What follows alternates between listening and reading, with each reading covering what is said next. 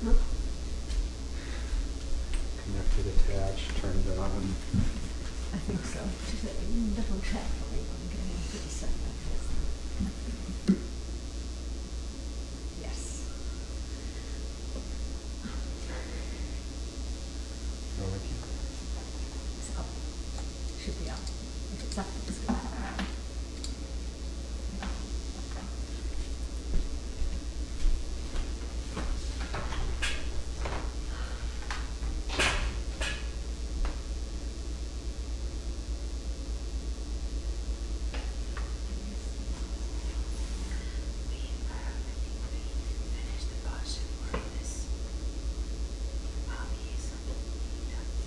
Oh, yeah.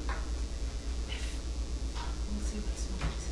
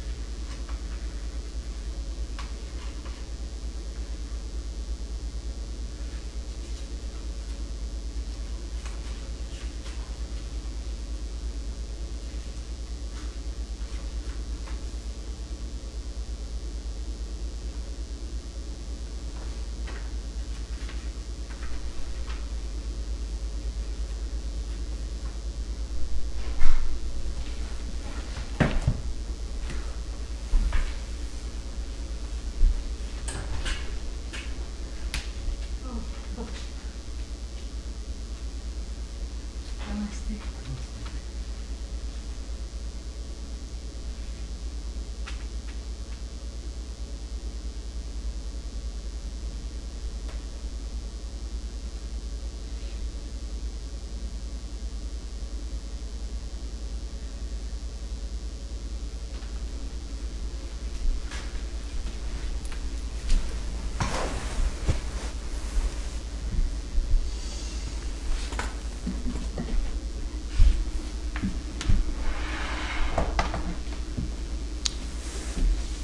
A decent hour.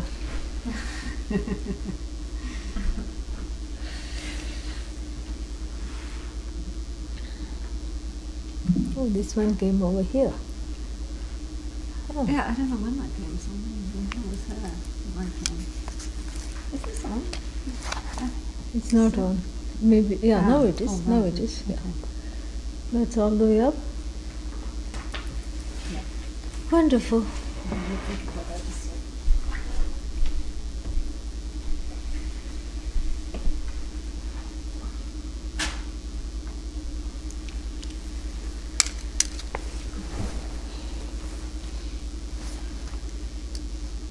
ॐ भद्रं कर्णेभिः शृणुयामदेवाः भद्रं पश्येमाक्षभिर्यजत्राः स्थिरैरङ्गैस्तुष्टुवागुंसस्तनूभिः व्यशेम देवहितं यदायुः स्वस्ति न इन्द्रो वृद्धश्रवाः स्वस्ति नः पूषा विश्ववेदाः स्वस्ति नस्तार्क्ष्यो अरिष्टनेमिः स्वस्ति नो बृहस्पतिर्दधातु ॐ शान्तिः शान्तिः शान्तिः ॐ सहना भवतु सहनौ भुनक्तु सह वीर्यं करवावहै तेजस्विनावधीतमस्तु मा विद्विषावहै ॐ शान्ति शान्ति शान्तिः.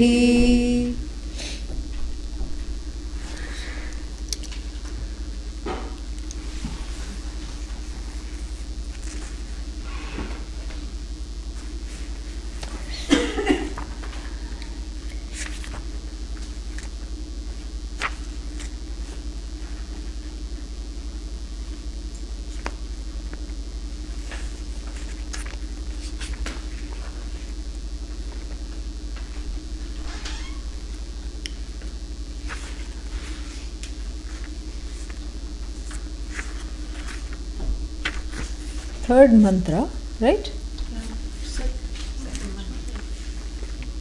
Yad archimad yad anubhyo anuja. We finished that? No? Not that I know so. Why does it seem so familiar? We did the.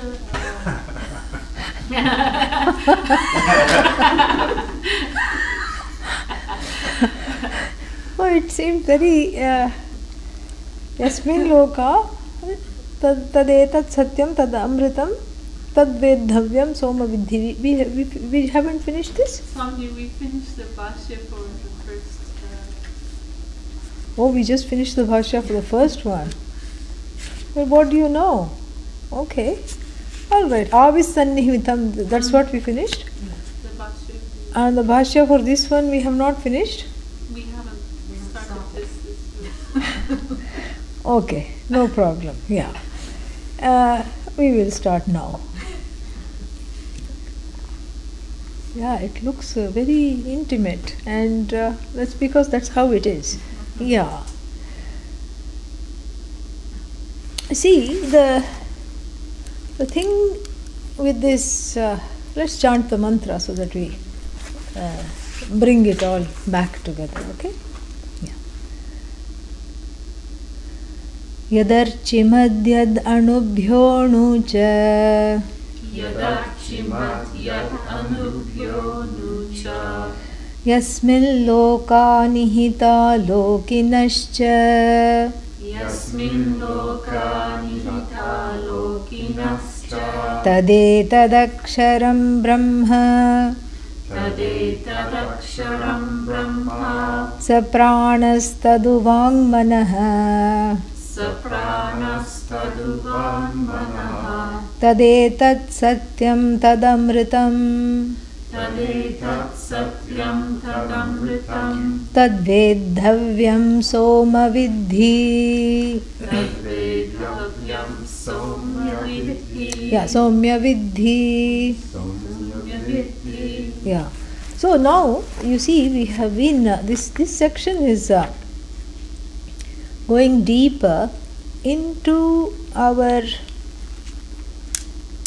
understanding of Brahman from two possible ways from the standpoint. One is from the standpoint of itself. You know, what is it like? No one knows because it's not an object. It is the very nature of the subject. And if it is the very nature of the subject, and what are we trying to do? Look upon it as an object. So nobody really knows what it is like because it's unlike everything else, and upon which all the things that are objects are superimposed, because that's another problem, you see. Because first of all, you don't know what it's like, and you don't know it as an object, and yet we are supposed to see all the objects as a, you know, as a superimposition upon that which cannot be objectified. Superimposition, again a problem, because it's not like the, you know, it's not like flower inside the pot, you know. It's not that Brahman is there and the Jagat is located in Brahman, which even though the seventh case we have to use. The grammatical seventh case, locative case, Yasmin loka nihitaha lokinaha cha. that in which all the lokas are there, and Lokinaha means the people who populate those lokas, the sentient beings who populate the lokas are also there. And then as a result, what happens? There is this confusion because we have this dual understanding. One is there is something called the canvas, and what is that word that is used?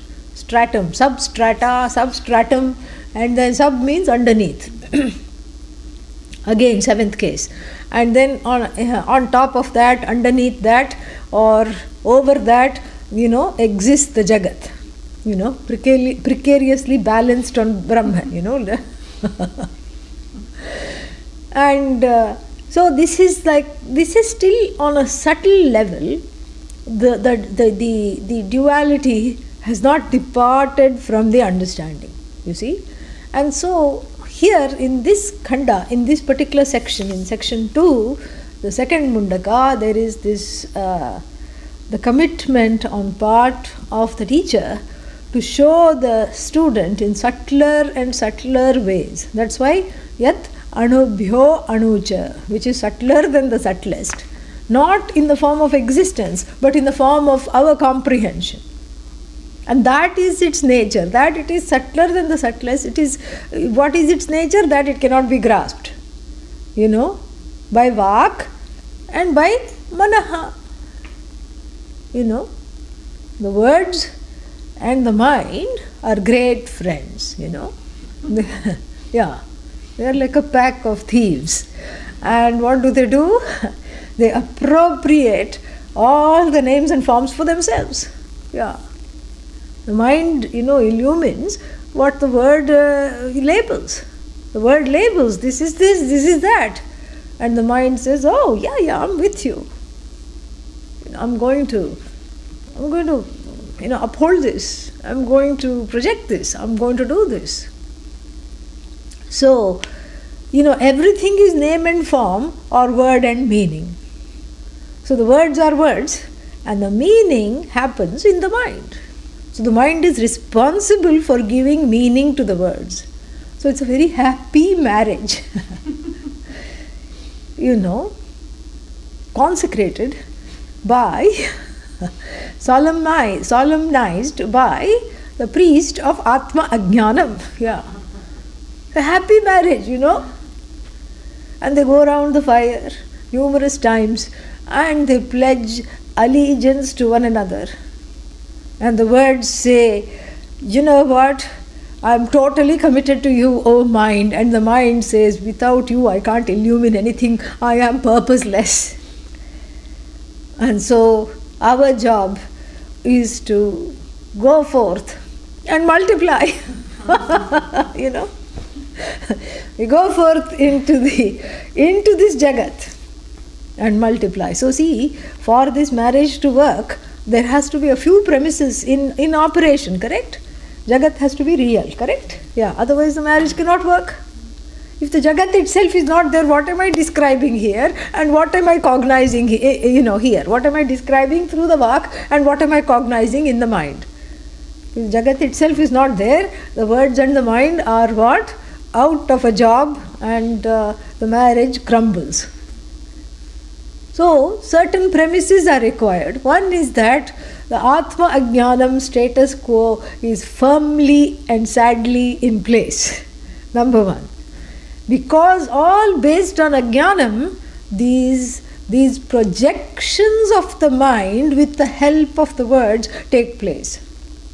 The mind is a great projector, paralleled only by Ishvara, no other, and the mind has learned from Ishvara, and what does it say? Who are you? I also can project. No, I am all knowledge. Yeah, all the ignorance also can project. Why should only knowledge be able to project? Because of my partial knowledge, because of this truncated understanding and knowledge, I am the greatest projector. What do you project? My own fears and sorrow I project. But it's such a sad world you project. What is it to you? It's my sadness. Who am I harming? I am wallowing in it. Let me wallow in it. Glub, glub, glub, let me drown in it. What is it to you? It's nothing to me, but you yourself are not happy being sad. Yeah, that is there. So, we have to see the operation, the conjoined operation of the word and the mind together. Where, like this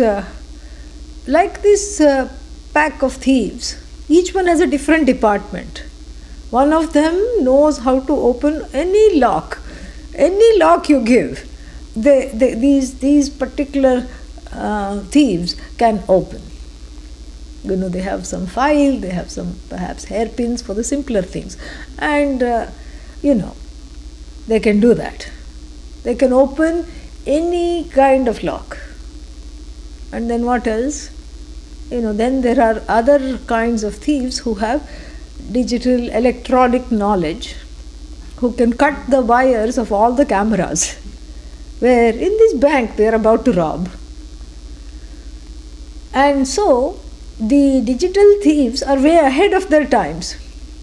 Correct? They don't know how, they don't believe in all these small lock opening things, cutting things and all that. They are into big things. But then the lock opening thieves don't know how to turn off all this, vigilance, cameras and everything. So the two join together to make this heist possible. And here too, the words and the mind have joined together to pull off this original heist of what? Thieving your own identity from yourself. This is the original and only identity theft possible. Yeah. No other identity theft. This is it. Here people are worrying, my social security number, and it's been stolen, and people are parading as me, somebody can get very worried in these days of identity theft. People say, my credit has gone to the dog, and then my life has become miserable because somebody else is living as me. And what am I going to do as a result? That is nothing. You did not even notice when that identity was taken away, when Satchidananda was replaced, by this crying mess. That was the identity that was stolen. By who? Vang manaha, tadu vang manaha. Yes. Vak and manaha. These are the two crooks, they have banded together. One unlocks and the other cuts the connections. That's all it is. And the two together, deadly combination. And as a result of which what? The every avastu means non-thing becomes vastu, and when avastu becomes vastu, when the no thing becomes a thing, what happens to the thing? It becomes nothing. When mithya becomes satyam, what happens to satyam? Becomes mithya in one's understanding or non-understanding actually. This is the problem with Buddhism, Some parts of, some strains of Buddhism. They don't have any satyam because it's the whole thing is like keeping on peeling. They give the metaphor of unsavory metaphor of an onion. You keep peeling. What's inside? Nothing. Aha, finally nothing. It's what I always wanted. So, you can dismiss only up to a certain point. You can't be like the student in the Viveka Chudamani. What did he do? The teacher told him, keep dismissing, and whatever is left is you, and that is Brahman. And the student was a very obedient student and dismissed everything, including himself, and then went to the teacher and said, there is nothing left, and now I'm gripped by a strange sense of fear. In addition to the samsara bhaya that I had, now I have bhaya that I am being decimated and I am even I have disappeared. And the teacher says, Murkha, the one who says, I am disappearing is the one who is with the witness of the non-disappearance. You cannot see yourself disappear if you are indeed disappearing. So the witness by this exercise has turned into witless. So, therefore, with these words we will enter the bhashya. So you see what exactly we are talking about here, and it will hopefully go a little easier.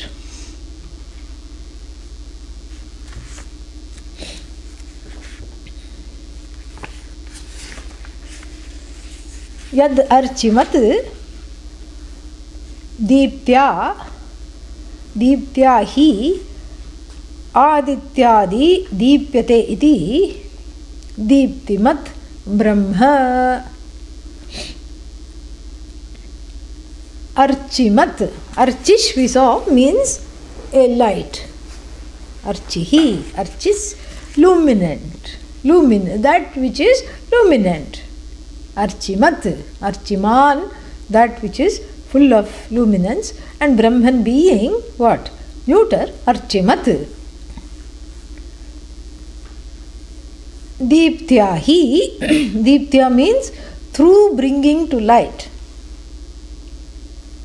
It's not that the light of Brahman. When we say light of Brahman, we cannot look for yellow light, blue light, this light, that light, incandescent lamp and halogen lamp and all these things. We cannot look. Back light, front light, we cannot look for all that. The light is a maha metaphor.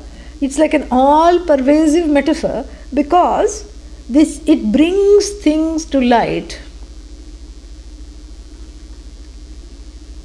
And it illumines the object. So deepyate, it illumines, deeptya, through its own, it is self-cognizant, self-evident, self-luminous, and because of that it illumines everything else. And that everything else is just a upachara. There is nothing. There is no everything else. This is just a projection. Because that light is like a disco light that illumines, whatever is there. And all the other lights that it casts, like small lights which are there, they are the senses, the mind, the words, etc. They illumine small things, but because of this light of Brahman, they are equipped and blessed to illumine. So what does this light illumine? Adi Shankara says, Adityadi, starting with. Adi means beginning with. Beginning with what? Aditya. Aditya means what? Sun. Not S-O-N. S-U-N. Beginning with the sun. Here this is important because we think that the sun is giving light, is the only light giving celestial in this, in our system, because of which the day is made and because of which plants grow, because of which I am fed, because of which I can be alive. I means the sentient being here. The jivas are alive because of which, whose light giving capacities, and here that which lights up the sun. Yeah. How do we know? Because there is a song, Here Comes the Sun. Who says? I say. Yeah. Here comes the sun. It's not that the neighbor says or the sun is saying, I say. That means what? I am the light that lights up the sun. I am that Brahman that even lights up the sun because I am the witness of the rising sun. I am the witness of the sun. No, but that's the eyes. Then what is behind the eyes? The mind. The eyes are just, little messengers. They go and say, something orange, big, is coming from the yonder hill. And the mind says, yeah, we know that. It happened yesterday too. And Smriti Rupa, So it happened yesterday too. And then what? This is called the sun, the mind says. But the mind itself is jada, inert. Most of the time you say never mind to the mind. And so there is something which is manaso manaha, the mind of the mind. That which makes the mind its business is called Brahman I. Deeptimat, Archimat, Deeptya, Avabhasate, lights up everything. So first it lights up the sun, as the object of cognizance. First means just for upachara, simultaneously we should say. And then it lights up the mind that cognizes the sun. So the thought is lit up, the thinker is lit up, and the means of knowing, in this case the rising sun, how do we cognize? Don't say I never wake up at sunrise, I don't know. Through the eyes, right? So the eyes are also what? What are these eyes? They are also lit up. So that same light of all lights, he's going to say Jyotisham Jyotihi, lights up the thinker, lights up the thought, lights up that which connects the thinker and the thought. What do you mean that which connects the thinker and the thought? That because of which the thought becomes intimately known by the thinker in the form of I know this, not I know. I know I am. That's the general knowing. But the specific knowing is also lit up through the form of the pramana. So prameya, that the object of knowledge, pramana, the means of knowledge, and who else? Who is left? Pramata. Pramata, tata, So pramata, thinker, thought, and means of thinking, means of knowing. Knower, known, means of knowledge. All of them this light lights up. But then is this light the knower? Yes. Is the knower this light? Yes. The light is free from any of these three statuses. The knower is held by that light. The knower is a status that is upheld by this light of all lights. The known is a status that is upheld by this light of all lights. So the subject, object are upheld by the lights, and including the means of knowledge which connects the subject to the object.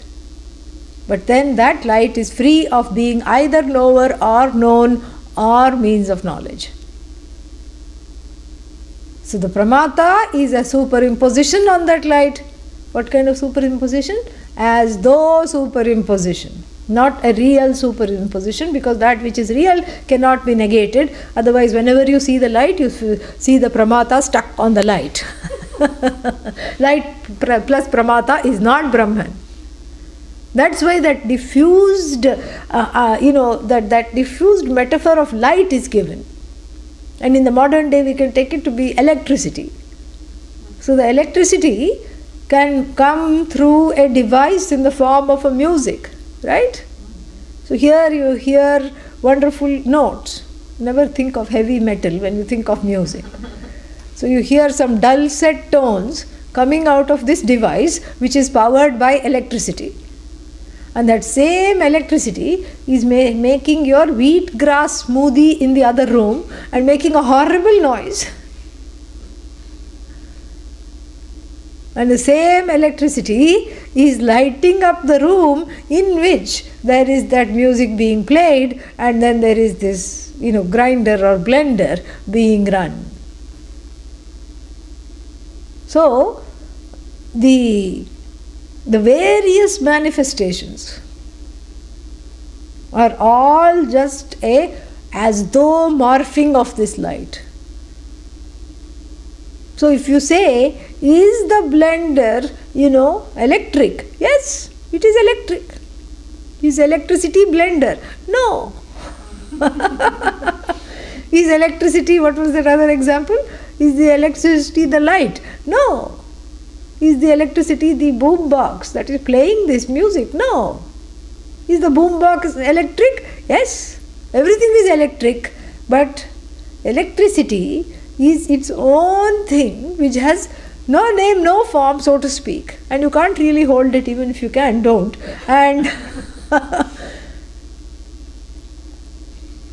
so this is just like that light, which powers everything as it were, because the object and the subject are both as though superimpositions on that which is totally free of superimpositions. And so this is what Adi Shankara wants us to understand in a little more detail.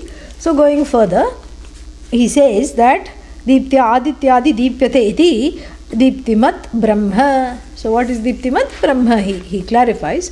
Kincha Yat Anubhyah Shamakadi Kadibhyah Anucha Sukshmam. Kimcha means not kimchi. Kimcha means what? Furthermore. Furthermore what? Yat, that which is Shyamakadi. Shyamakadi is the smallest little seed that was available at that time. Shyamaka.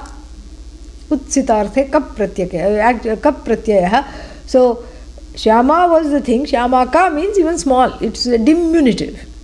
When you add ka, like balaha, child, balakaha, small child. It's a kind of a affectionate diminutive, or you make something small by this one of the uses of the many uses of the ka pratyaya.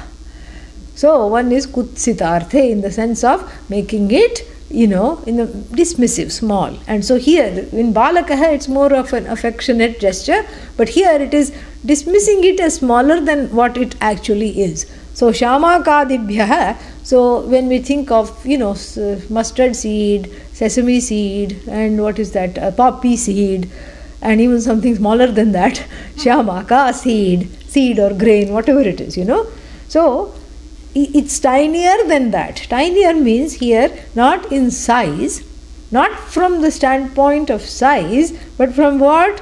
The standpoint of the subtlety. Meaning it's not an object of sight. But then yad anubhyo anucha, cha is there, right? And the cha means bigger than the biggest. Because if it's smaller than the smallest, then you look for a disappearing Brahman. And then then we have a special situation. What is that called? Anirmoksha prasangaha. It's a situation where moksha is not possible. Because why? What I want instinctively to be is too big. I just, without even wanting that consciously, I want to be big all the time. And here it says, Yad anubhyo anuhu, that is what you are. Oh, smaller than, okay, what's the point of studying this? No need to go further. And so therefore, the cha here, Adi Shankara says in the tradition, the Upanishad is a lady of few words. And so what does she do? She just puts cha when she wants to bring the opposite also into the situation. Yad anubhyo anucha, meaning that which is, the cha means bigger than the biggest. And that's what he's explaining. Cha shabdat sthulebhyah api atishayena sthulam prithivadibhyah. Very nice. So, cha shabdat means with the use of the word cha, the biggest one, sthulebhyah api atishayena. Atishayena vartate means that which exists as something bigger than the biggest, meaning the most gross. Here he takes it in terms of not size, but gross and subtle. So, the subtler than the subtlest and the grosser than the grossest. And what's the grossest thing we know? Prithivi, the earth. So grosser than earth, and that is what he is talking about. And the next word he explains, Yasmin lokaha bhuradayah nihitaha sthitaha yecha lokinah lokanivasinah manushyadayah cha etani ashrayaha sarve prasiddhaha. So yasmin loka sthitaha. Sthitaha means that in which all the lokas exist. What are the lokas?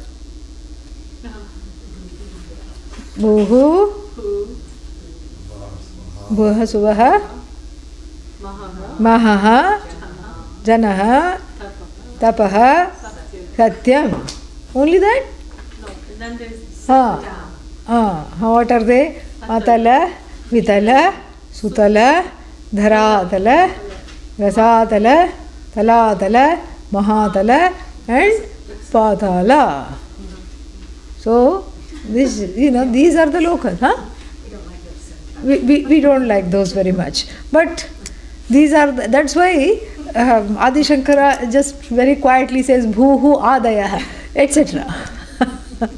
He doesn't say, Patala Dayo. He doesn't say that.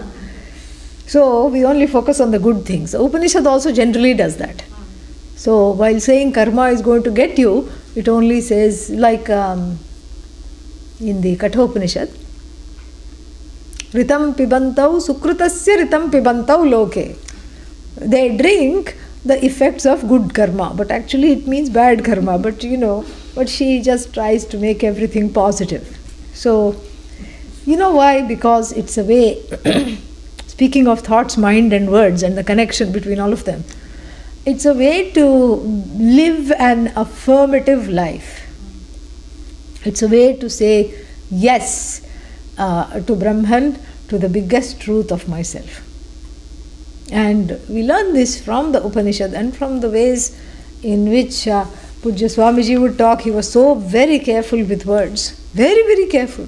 Not a single thing, whether he was talking to one person or whether he was talking to all the people at once, he was very careful with the words. I mean, each word had been sort of plucked exactly ripe, not, doesn't need to ripen, was plucked ripe, fresh, directed, and then he would cut it up and make it into a fruit salad, word salad. Impeccable. And so here too, the words have an effect because they are powered by thoughts, and there is a certain kind of a synergy between them, as we have been seeing, but there's also a certain kind of a cyclical thing. Words, I told you it's a marriage. It's a marriage solemnized by the priest of self-ignorance. Yeah. And what is the marriage here? The marriage is of, some kind of a life after life connection. Because the words bring forth, they make these lurking thoughts and doubts in the mind, they solidify them and make it into a social fact. It's said loudly. Oh no! And then what? Then the mind hears the same words. It forgot that it was the word mill. It brought out those words it forgot. Whether the thought brings out the word or the word brings out the thought, this is like the chicken and egg puzzle. Which came first? And since both are mithya, we don't have to worry about this. But still, that cyclical thing I want you to see here, because when the words say something, that is not affirmative, very negative, then it has an effect on the thoughts. And then it goes deeper. And then what happens? Then the words that come forth again are very pessimistic, and then it puts a pall on the mind, and then there is a unending cycle between the two. So therefore, see, that's how we learn how to talk, how to write. We write always in the affirmative. There is. But what if you have to point out something that's not so nice? That also is pointed out in a nice way.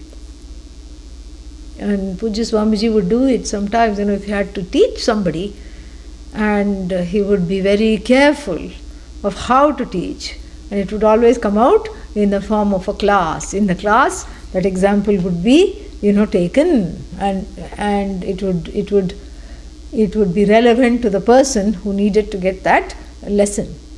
So here also, Adi Shankara following this tradition of Vak Tapas, because Hinduism is known for Vak Tapas. If there is no Vak Tapas means discipline connected to the words. There is nothing at all. Because the whole Hindu tradition, is about commitment and words, because words are used for commitment. And otherwise, one is fit to be committed. The one who doesn't keep the word is fit to be committed. Even if you say it in passing, yes, I'll do it, it is done. And that is how the self-growth happens, because, suddenly it's inconvenient. Suddenly it is convenient. And the people, what do, generally, Lokinas do? Lokina means the people living in the lokas do. They say, yes, yes, yes, I'll do it. And then later on, something came up. Something keeps on coming up or coming down. Yeah, mostly coming down. Yeah. Something came up or I came down with something. That is not the Vedic tradition. Vedic tradition is to be true to one's words. And even if it has been mentioned in passing without any, intention of follow through, it has to be followed through. That's why Dasharatha followed through his words given to Kaikeyi. Kaikeyi helped him win a war. And then Dasharatha was very happy. Take 2 boons. Whatever you want, you ask. And she says she takes a rain check instead later. And then on the eve of Lord Rama's coronation, she throws a fit. 1 minute she is choosing saris and asking her husband, which one should I wear? She loves Rama like her own son.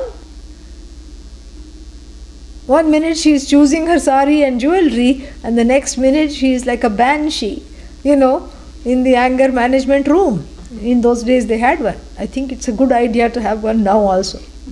Kopa Bhavanam, a place which was made of transparent walls, we hear, so that you could see that the person was not, coming to harm, and otherwise also you could enjoy them, because there was no television. You could enjoy, sympathize, pray, whatever, and they could take out their anger without harming themselves or others. And so next minute she's, thrashing around in the anger management room, completely upset. What happened? I want those 2 boons now. Okay, ask, come out of, the muhurta is going away. We have to do this now. I want Rama to go to the forest and I want my son to be coronated instead.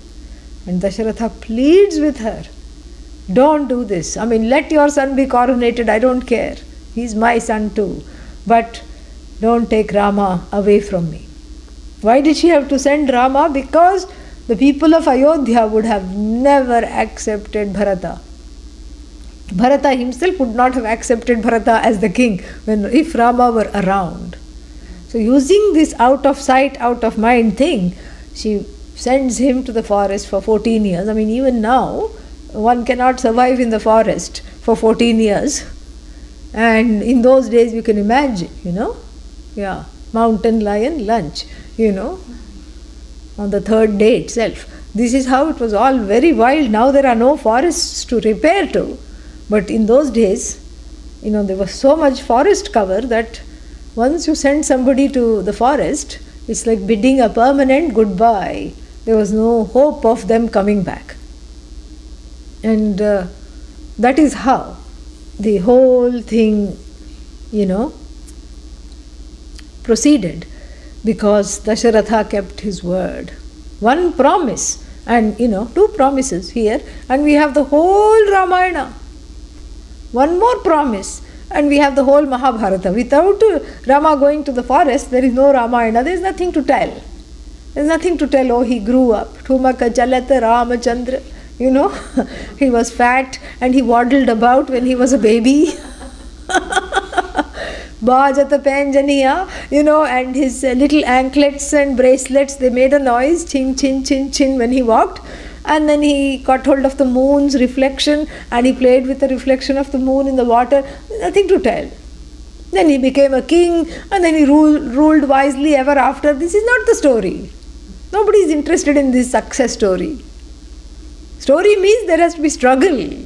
There has to be conquest. there has to be growth, there has to be a climax, there has to be suspense.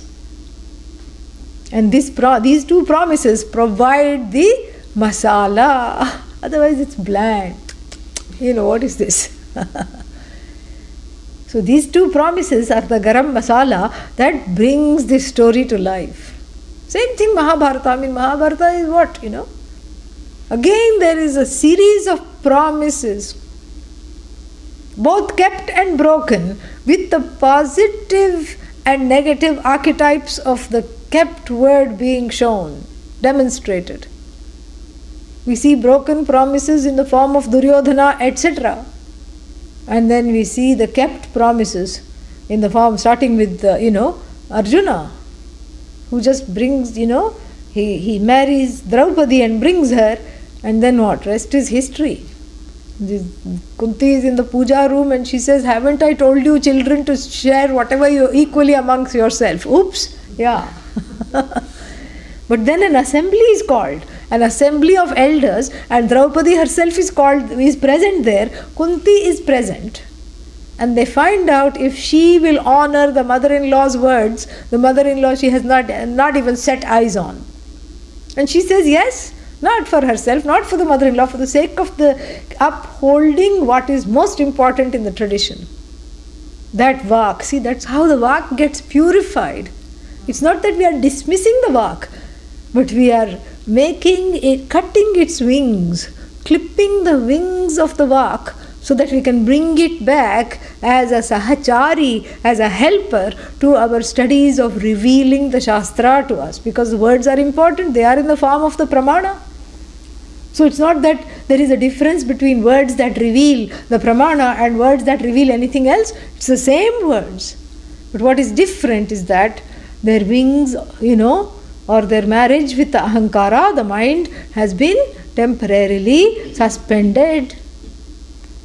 Marriage has been annulled. Only then the words can be brought back to help our understanding. But here, this is a very beautiful thing, that we only focus on the positive to purify the words and rid them of the ragadveshas. Because the words just keep manifesting the ragadveshas. So we purify the words by only focusing on sattva. And then what? Then they get purified, and then they can help us see what we are needing to see with the help of the words. So wonderful example of that. Bhuradayaha nihitaha sthitaha. Nothing much to explain, they are there. And then what? Sthitaha. And then yecha lokinaha lokanivasinaha manushyadi chaitanya ashrayaha hi sarve prasiddhaha. So who are these people who populate the lokas, starting with bhu, etc. So manushyadi, sentient beings. And Adi Shankara puts it wonderfully, the sentient beings are not sentient in and of themselves, so to speak. It's not like each one is a separate source of sentience. They are all as though, refugees of that one sentience. Ashritaha. They are all dependent on that one sentience. And so from the standpoint of the senses, when you take the senses of, bhu, etc., as the lokas get more and more refined, tapaha, mahaha, janaha, satyam, fewer and fewer jivas, because you have to have a lot of punyas, and the 7 down, more and more jivas, because the tendency towards papa has not been interrogated. So that's why the lower lokas end up getting overpopulated and having problems with resources, etc. And that's the whole part of the punishment of the karma, etc. That is part of it. So whether we are talking of overpopulated lokas like Patala, or whether we are talking of Brahmaloka, Satyam means Brahmaloka. Brahmaloka, where few students sitting in front of Brahmaji and studying the same Upanishads, they refuse to understand, with their teacher in Bhu, etc. So there will be all these very few people, and whether we are talking of their sentience or we are talking of the sentience of all beings on some earth-like plane, starting with earthworm, etc., or we are talking of sentience of, disembodied jivas in other lokas. It's all taking, they are not separate. It's all taking refuge in the same sentience. And why does he point this out? Because there is a general distinction in the Veda, between Manushya, the human being, jivas here, Pitrus. Jivas means everybody, but here we have Manushya, starting with human beings and other life forms. Pitru means mains, ancestors. And then Deva Gandharvaha. Deva here doesn't mean Ishvara, here it means celestials. These musical celestials. Yakshas, Kinnaras, Gandharvas, all these angelic beings, because of lot of punya, they were born with a halo in some other loka. And they have some job, Ishvara's job, of, doing something or the other. Like we know very well what Yama's job is. Yeah. So, like this, there is a general distinction in the mind. The ancestors, Pitra, Manushya, Pitra and Gandharva. Gandharvadi. So this kind of between the celestials, the humans and the ancestral planes, there is a kind of a distinction in Allah, which is very much talked about in the first portion of the Veda. We don't encounter it so much in the Upanishads. And so that we don't, see these distinctions as set in stone. Because the first portion of the Veda gives some required karmas, that every September, October, when that Pitru Paksha comes, you have to do Tarpanam offerings to the Pitrus, so that we do some good karma, so that their progress is not hindered. They're not stuck in between two planes or whatever, we don't know where they are. And so this is what, one has to do. So now, here, this is a very different thing, because this, so that we don't see them as different. He says all of them, all these lokinas. Lokin means people who are in the lokas. That's all. Like Vedantin, lokin. So these loka population, these lokas that are populated by beings who rely on the same consciousness and that same single source of Chaitanya consciousness. This is what the whole thing is. And then what? So, loka nivasinaha manushyadi chaitanya ashrayaha hi sarve prasiddhaha. So we know that all things sentient and insentient rely on this consciousness alone. So he is saying, please do not forget that. Tadetat sarvam aksharam brahma. So what is this, all this? All this is nothing but aksharam. Which aksharam? That same aksharam that was asked for by Shaunaka right in the beginning. And talked by the teacher Angiras, as the definition of Paravidya, Yaya aksharam adhigamyate sa para. That aksharam is this aksharam, which is you. Which is because that source of sentience is not just put there for embellishment. That source of sentience is me alone, upon which, all the bodies and minds of all the various lokas in this jagat are relying, are taking refuge in. So all the projections come out of that same, that single, non-dual, one and only sentience. And all this is tadetat sarvam aksharam brahma. Tadu sapranaha. So the prana is not separate from which?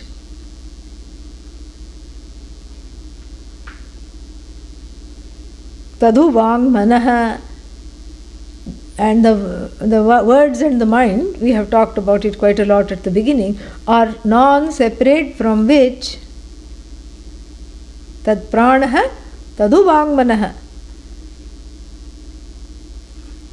And then, sarvani cha karanani tad antaschaitanyam chaitanyashrayo hi pranendriyadi sarvasanghatah. Sanghata means an assemblage, something that is put together. And here he is making a very important point, is that sapranaha, that alone, that Brahman, which is Akshara, which is the single source of consciousness, single source of sentience that populates everything in all the lokas, that it has as though created. And this Brahman alone is the prana. Because prana we think is the ultimate, because that is like, it's called Sutratma. Sutra means what? A thread upon which there are many beads. Or if you think of a garland, many flowers on the garland. There is no garland without the thread. Otherwise the flowers will be all over the place. So that which brings all the beings together is that everyone needs to have this life force. Prana, that we generally know or connect to by way of respiration. Whether it's a cockroach respirating or the human being breathing, doesn't matter. It's all that same respiration, the same kind of a subtle force called the prana that catches everything together. And then furthermore, the prana is so intimate to me and so much needed that if I don't breathe, then I feel like I'm gone. And that's how the life and death are cognized. They put a mirror. Somebody go into coma or something, they put a mirror underneath the nose, a small mirror they hold underneath the nose, to see if the condensation of the breath is happening or not. And if nothing happens, they say, Ram Naam Satya hai. She has gone back to Sat.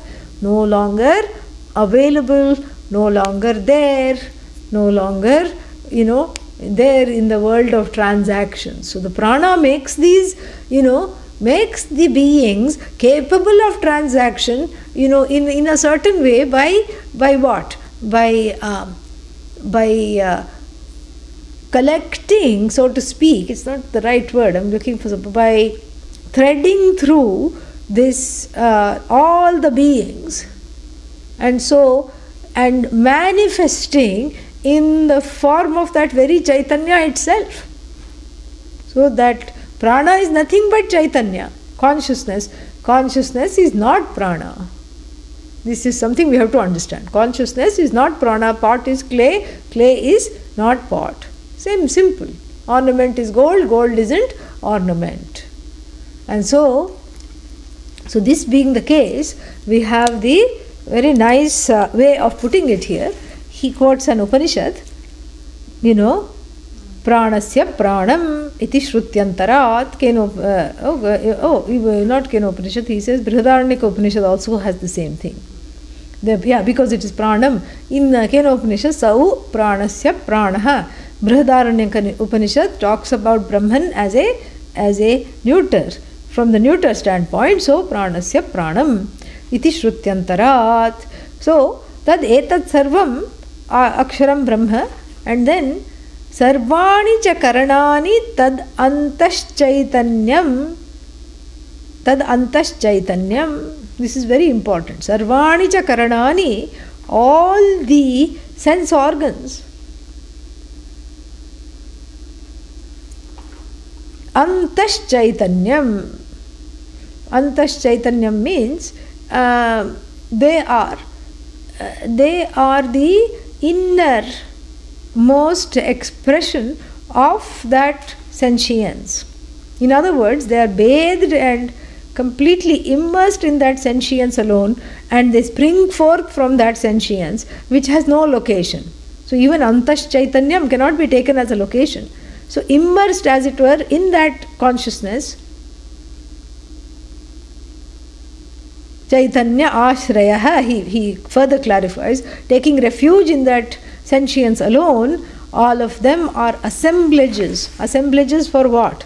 For that Brahman to abide. All the prana, manaha, etc. are little containers.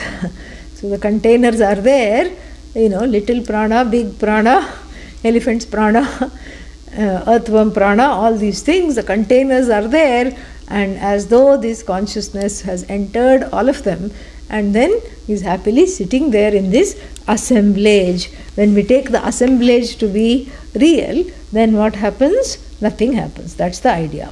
Yat pranadin mana pranadin yat pranadi namanta pranadi nama antas chaitanyam aksharam tad etat satyam avitatham amritam avinashi tadvedhavyam manasa tadagitavyam. So now this is getting close to this mantra is going to start a series of mantras, 2 or 3, I forget, we'll see when it comes to at least 2, but maybe 3. The next 2-3 mantras are going to be focused on assimilating this teaching and assimilating how that antas chaitanya, that chaitanya which seems to be in the body-mind assemblage, in the pranic assemblage, is free of that assemblage, and how this chaitanya, this bahish chaitanya, that which this is the consciousness that is as though outside populating everything, starting with the 5 elements. Outside means from the standpoint of one's body and mind. So that which is outside is the same as that which is inside, number 1. And then on the level of the human being, because this knowledge is for human beings, so on the level of the human being, there is a certain way in which this consciousness supports all functions and all states of mind, all states in the sense of waking, sleep, dream, etc. It supports everything, correct? And then from the standpoint of the Jagat, that same consciousness supports what? The waking, dream and sleep states of the Jagat. That is where this is heading to. The micro cannot be outside of the scope of the macro. Yad yatha iha tat tatha amutra. So if a certain set of laws are there here, then elsewhere also the same laws should apply. So therefore, on the level of the individual, that's why he uses the word sanghata, on the level of the individual, this sanghata is what? It is very much here, and it is this assemblage that as though hosts this Brahman, this Chaitanya, for a short period of time, because the assemblage itself is finite. And it's as though, poof, it goes. And then does Chaitanya go? No. Where does it go? It was inside, then it became outside. It goes the same place when where the spot space goes when I overturn it and go like this. Where did the space go? Where did pot space go? Is it separate from space? Does it have to become one with space? No. So therefore, that same understanding, this space-like consciousness, that is blessing this body-mind-sense complex. Ashraya is another, beautiful word. This is blessing this body-mind-sense complex, is also blessing this Jagat. On an individual note, the body-mind-sense complex has so many transformations. It is, and it comes into, it comes into beings, it is, and then what? Tata bye-bye, it goes. And then it comes back. Why? Because it is mixed with ignorance. Yeah. Individual ignorance, My own ignorance is causing me to be reborn, not the neighbor's ignorance. Correct? Yeah. So that's why the philosophy that if one being gets enlightened, quote unquote, everyone has moksha. Although that philosophy is wonderful and it has an abiding presence in many spiritual circles, it sounds wonderful because I don't have to do any work. Yeah.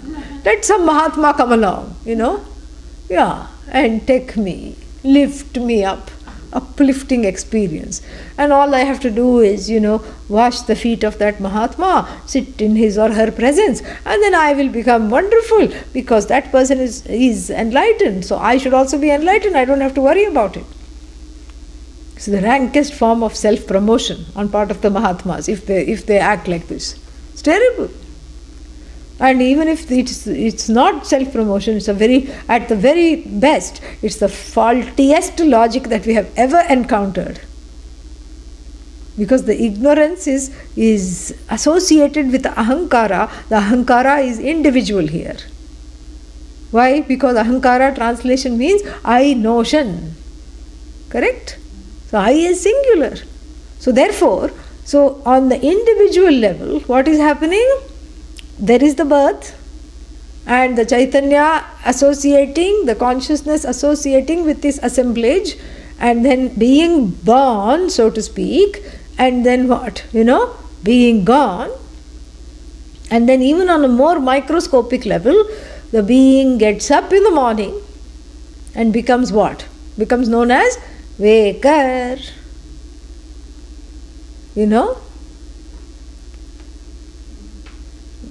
Wake plus Trich. Yeah, Trich means agent now. Vakar. And then goes to sleep. Sleeper. Goes into dream. Dreamer. Who are you? Yeah. Yeah. Wake, dream and sleep are superimposed as it were upon this unchanging Chaitanya in the form of Yeah. And not knowing this is error. And then on the collective level, same thing is happening. You are not the only one who is sleeping. Jagat also is sleeping. Jagat also is waking. And Jagat lies in a dream state, a potential from which the memories and the knowledge of Ishvara are being mulled over. Satapo tapyata. So you see, these two states we have to understand it intimately. Apramattena veddhavyam. You have to strike at this knowledge and make it your own. You have to understand it intimately, and what other intimate way to understand except as the truth of my own, all the states, from birth to death to rebirth to re-death to rebirth to re-death, or even in one birth, the little deaths that I die every day in the form of sleep, waking, dream. These are all universal and intimate experiences.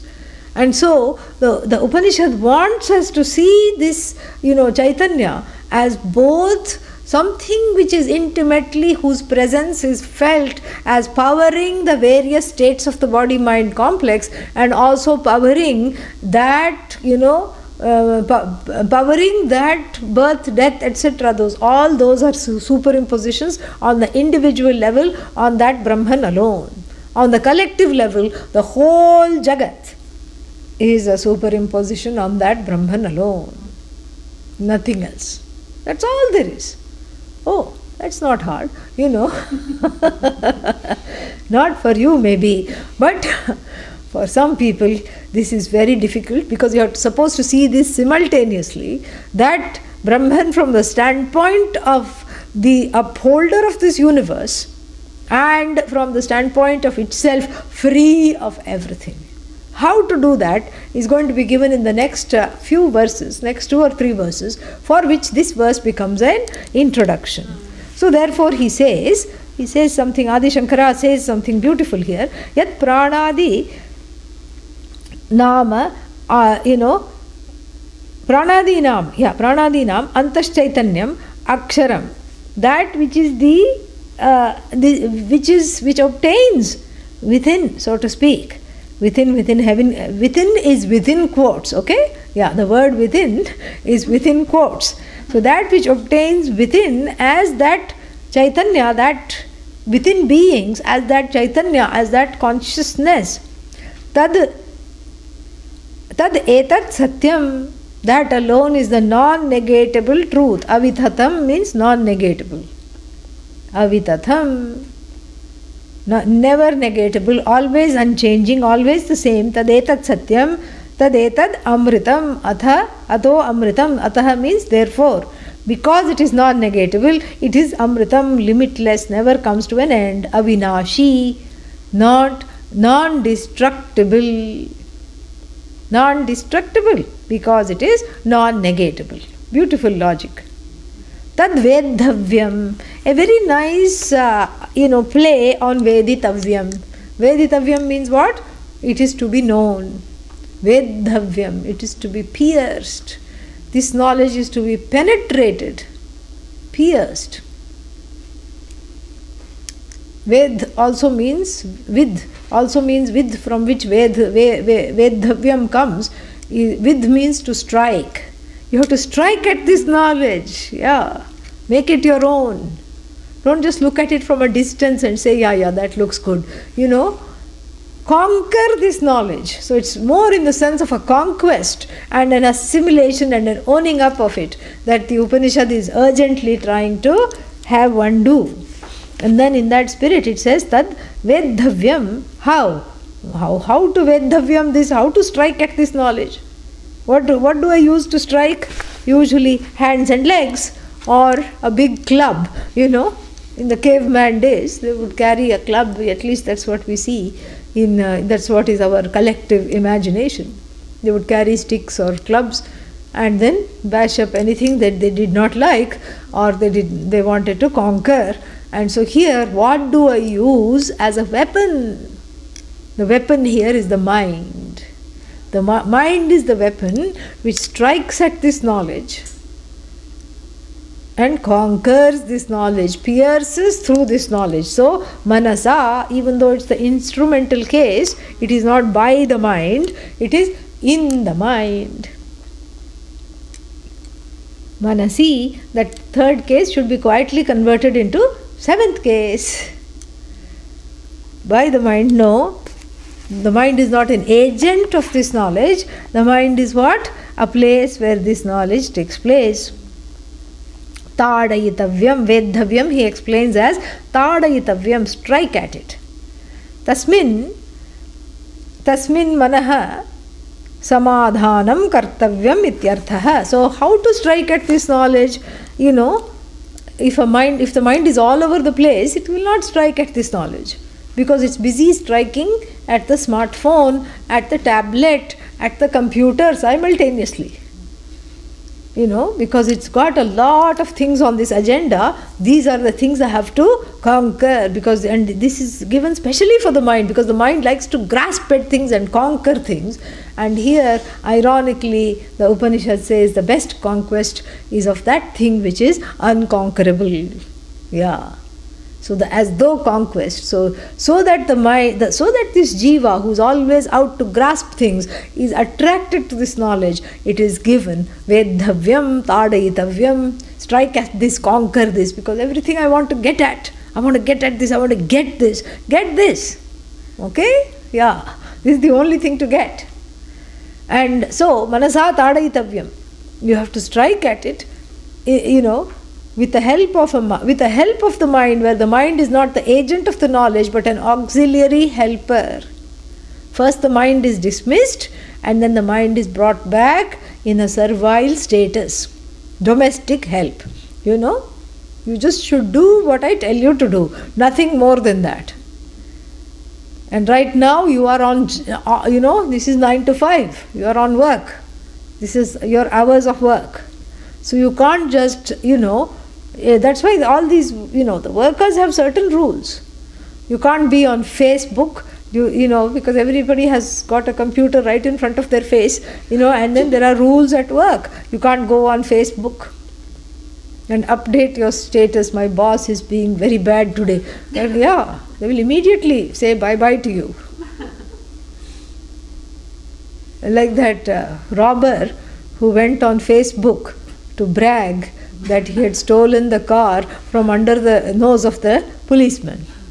And the policeman immediately tracked him, this sorry fellow down. Yeah. So like this, there are rules. You can't go on the internet and buy things, and you can't go on Facebook and update your status. You can't tweet, because you can't do all these things. Yeah, Twitter is the account, and what you do on it is called tweeting. Yeah. So you can't do all these things. There will be, there are rules, and they are self-enforced, because they can't, they can't sort of say, because the internet is required for the work also, correct? So they can't say, they can't block off certain sites. I mean, you can try, but you can't block off everything. So then, it's a code of honor. It's up to you to stay away from those temptations, and ask for help on Facebook how to get through the rest of the day. how to face the rest of the day. That's why it's called Facebook. Supposedly it tells you how to face life. So you can do that, or, but you can't do that. So therefore what? Therefore at work your mind has to be focused only on work, right? Here too the mind is trained to not go all over the place. Samadhanam kartavyam. Samadhanam here means it is placed properly at the target that it is to strike, so to speak. So the mind grasps everything. Here it's not grasping Brahman as an object but as the very nature of the subject, but still the knowledge is happening in the mind. The mind has an auxiliary helper role, and therefore the helper role, it's like a service dog. This is a very good example. Service dog. The service dog, let's say if somebody is, not able to see, or sometimes the dog can sense, this is something very nice. There is a particular breed of dogs that can sense a person about to go into an epileptic fit as much as 5-10 minutes before. They get agitated, they pull at the shirt, and they are taught to pull at the shirt and make the owner sit down immediately or be in a safe place. They cannot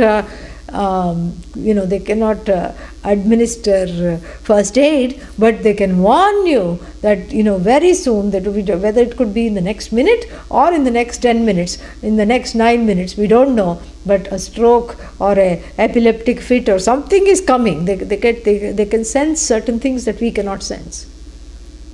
So if the person is doing something very risky at that time, jumping or doing something, immediately when the dog acts like this, they have to sit down. So the dog corrals the person's attention and makes them focus because there is something there right now.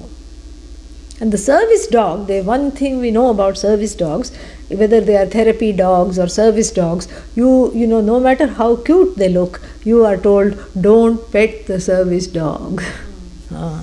Because it's also human. What? Yeah. So, it's human means fallible. It's also fallible. It's also fallible, poor thing.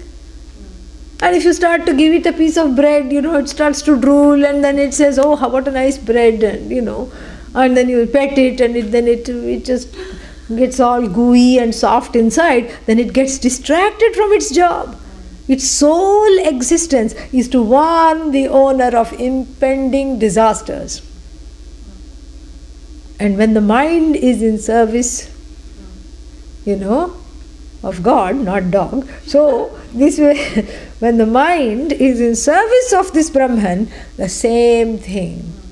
It is not distracted by the pettings of the Jagat and by the little scraps, table scraps thrown by the Jagat. Movie, music, that, so many things are there. Little table scraps. Hello, have, what's there? And then, and the mind also has a certain kind of a complacency. Everything is Brahman, right? Yeah. So this is also Brahman. That's also Brahman. So I can choose. Yeah. A little bit of Brahman from every plate I will sample. Enough. Little bit of Brahman. Not too much. Because too much is bad for health. Middle road, Middle road means mediocre. If you are mediocre, there is no ochre on the heart. Yeah. Ochre is sannyasa. Mediocre is, what it is. Yeah. So, from mediocre to just ochre. That is the journey. That is the journey of the thought process, the mind. And here, that is the journey we are being encouraged on. Very beautiful. And the mind is just all over the place. This is what I find, there's not that, as we are dependent upon these devices, that alertness has gone.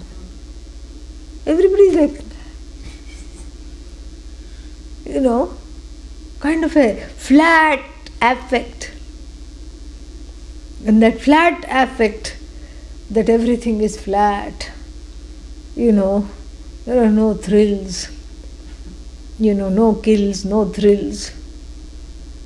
only chills because it's a cold day. But other than that, nothing is exciting. Why will it be exciting? If you are not seeing it with a freshness, how will it be exciting? You have to see things from the eyes of a child. For the child, waking up is exciting. Oh, mother, you're still here. Oh, wonderful. You are also here, father. Great.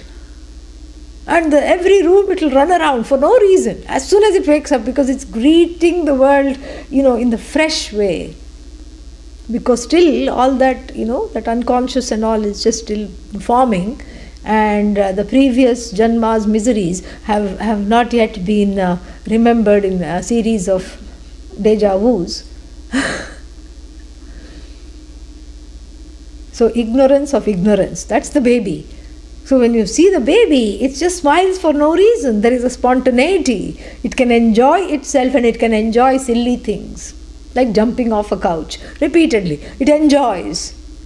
The parents get tired. Oh my God, how many times have I to say, how nice, wonderful.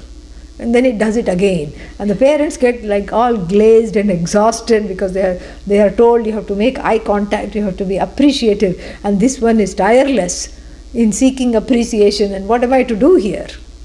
But the child is just full of that, not just physical energy, but it's a certain way in which the mind is free and fresh to focus on a thing, to see it as it is, rather than encumbered by all the grudges and suspicions and raga and dvesha overload that one brings to any kind of a situation. And so, samadhitavyam, this mind has to be brought to that place. It's not a non-thinking place. It's a place of navatvam, It should be new. Everything is new. And if you look at Pujya Swamiji, he was excited about such small things. Somebody would bring him something small. Oh, what is this? How does it work? He would be totally engrossed in it. And then other people are pulling him and wanting him to, look, he doesn't have the space for that at all. Right now he's just engrossed in this. And then something else. Everything is new.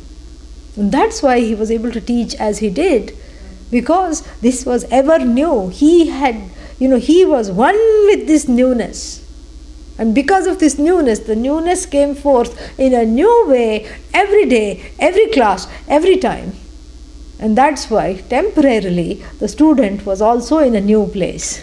Because newness and that freshness rubs off. It gives you a little bit of a running power, but then you have to, take that further. Otherwise one becomes a, Vedanta class junkie without really, you take every class that is there. Because I want to feel good.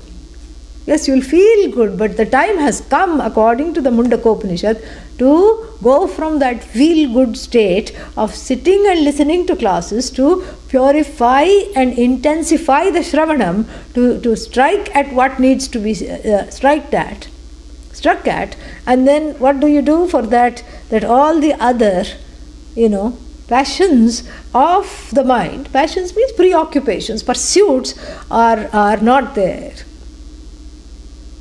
Like an arrow that is released from the bow.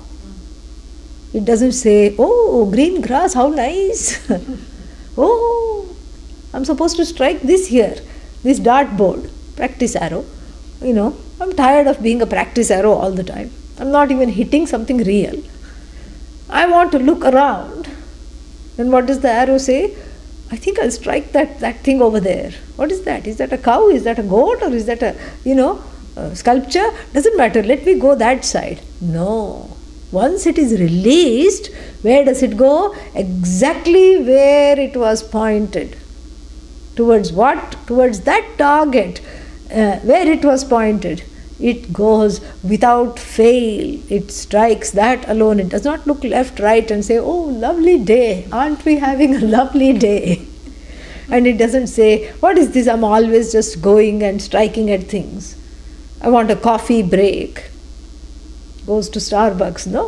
No time to dilly. No time for dalliance. And now in the Upanishad, as well as in our studies, we have reached a time and a place of non-dalliance. All the dilly-dally, what is that doing to the mind? Think about that. All the other preoccupations, the preoccupations are indeed Brahman. They are non-separate from Brahman. But what is it doing? That is the on the level of the Paramarthikam, on the level of the ultimate. But what is it doing on the day-to-day level? How is it wearing away that very instrument that has to be kept clean as a whistle, hollow, sharp? How is it wearing away at that very instrument and making it blunt and flat? That is what the Upanishad wants us to contemplate on. Because in the Mundaka Upanishad's view, this knowledge should have already taken place. Nobody should have come to class today. Now don't do that tomorrow, but anyway, so nobody should have come to class today according to the Upanishads, because the whole teaching has been given.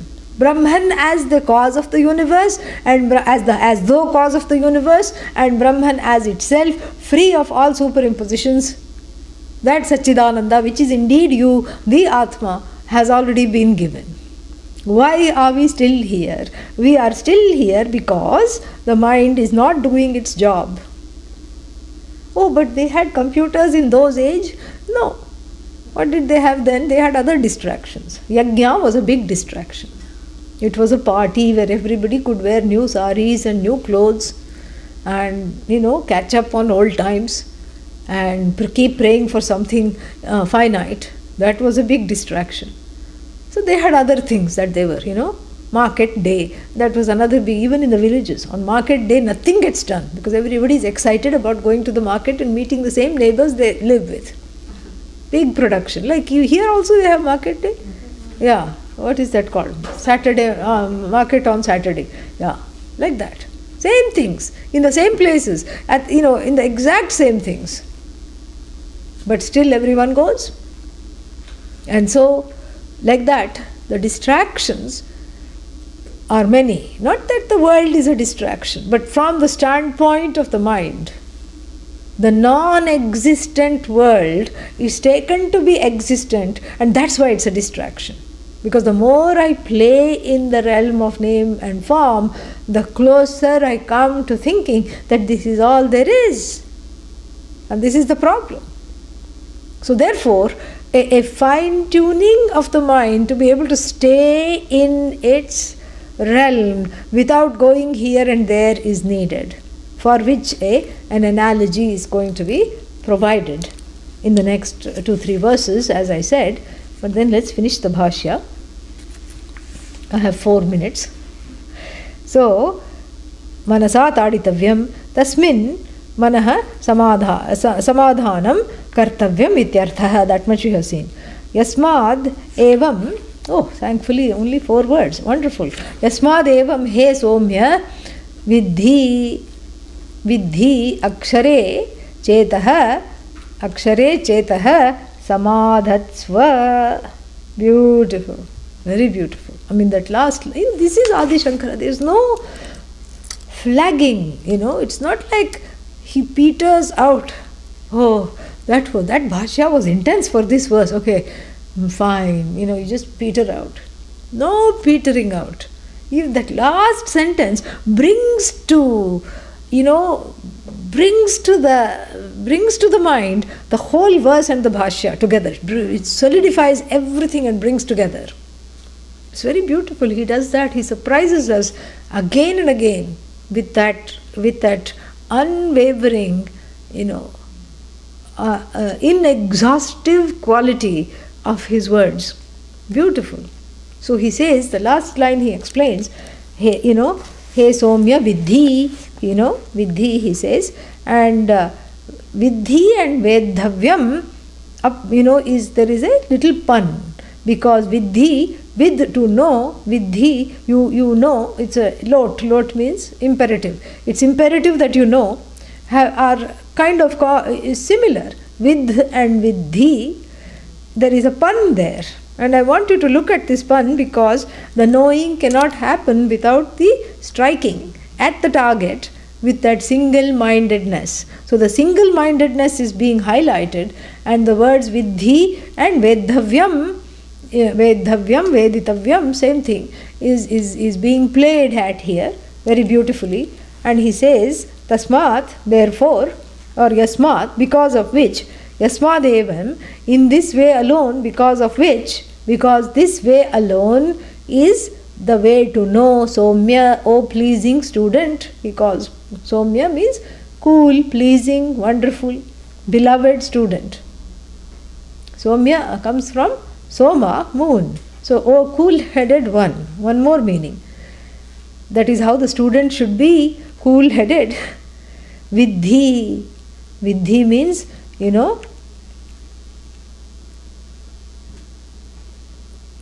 Vidhi means know. How? After striking, please know. Because the striking is a upaya for this knowledge. A secondary upaya, a secondary remedy for this knowledge that is yet to be owned up and internalized. So how to know? Akshare chetaha samadhatsva. So this is the relative and the absolute. One is manasaha samadhanam kartavyam.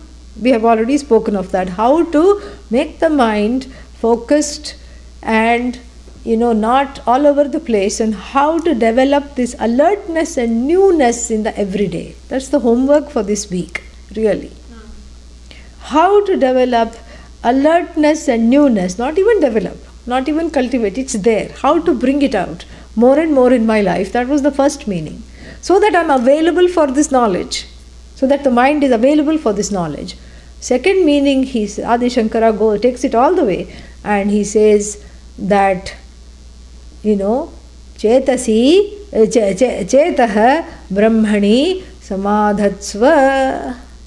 So this mind you see as emerging from, sustained by, and resolving into Brahman. Every thought in the mind and the mind itself is an as though superimposition on Brahman and is sustained by Brahman, and then is, resolved, goes into resolution between two thoughts. It goes into resolution, and what is there is Brahman alone.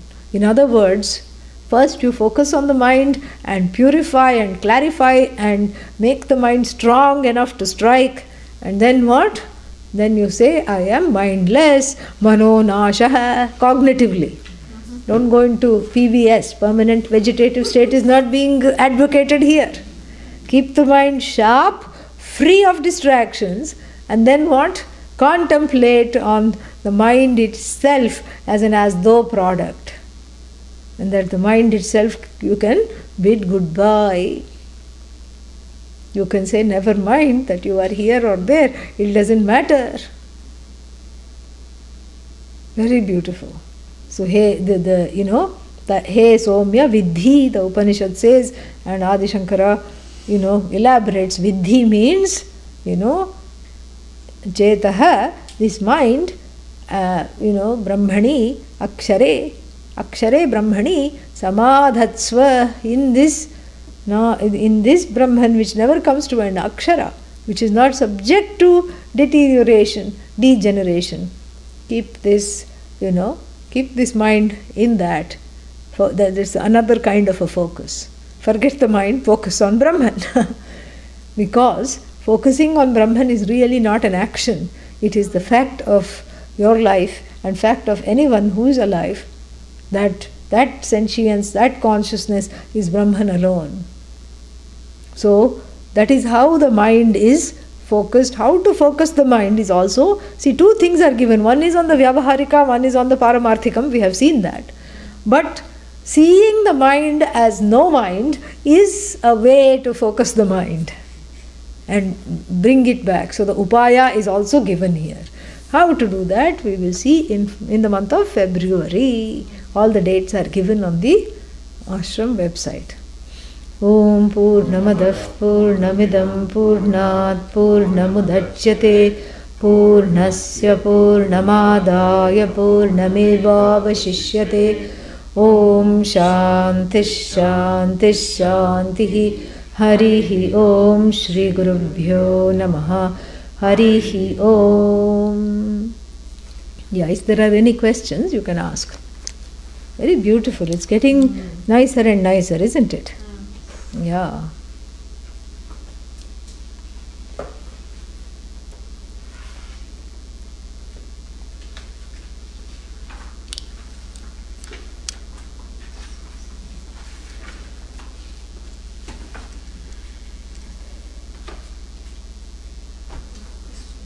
No questions here. Okay. Oh, so nice that you just returned from India. I hope everything is okay. Very nice. So nice to see you here as well.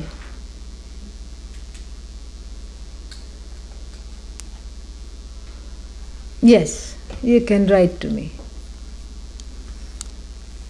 Lalita from Chicago. Okay. Thank you.